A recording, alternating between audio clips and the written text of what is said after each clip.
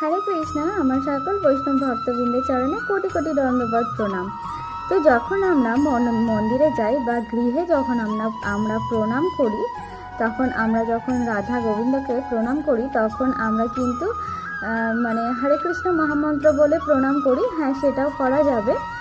আর সবাই কৃষ্ণের মন্ত্র বলেও, আমরা শ্রীকৃষ্ণের মন্ত্র বলেও প্রণাম করি। কিন্তু তার সঙ্গে যখন আমরা দেবী রাধারানীকে প্রণাম করব, তো দেবী রাধারানীর কৃপা ছাড়া কিন্তু কিছুই হয় না। তাই আমাদেরকে যদি ভগবান শ্রীকৃষ্ণকে মানে শ্রীকৃষ্ণের কৃপা লাভ করতে হয়, তাহলে কিন্তু তার আগে অবশ্যই দেবী রাধারানীর কৃপা লাভ করা দরকার। তো সেই জন্যই আমরা যখন প্রণাম করব, তখন দেবী রাধারানীকেও প্রণাম মন্ত্র বলে কিন্তু তারপর আমরা প্রণাম করব। তো অনেকেই হয়তো দেবী রাধারানীর প্রণাম মন্ত্র জানেন না, তো নামহাট্য বইতেও দেওয়া রয়েছে, আপনারা দেখে নিতে পারেন। তো আমিও বলে দিচ্ছি একবার, মানে দেবী রাধারানীর প্রণাম মন্ত্রটা।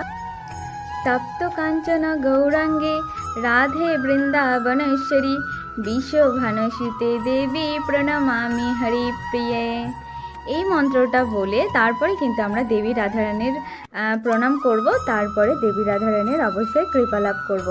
তাহলে সকলেই এবার থেকে রাধা মাধবকে প্রণাম করার সময় ভগবান শ্রীকৃষ্ণের মন্ত্র এবং দেবী রাধারানীর মন্ত্র অবশ্যই পাঠ করে তারপরে ভগবানকে আর দেবী রাধারানীকে প্রণাম জানাবেন।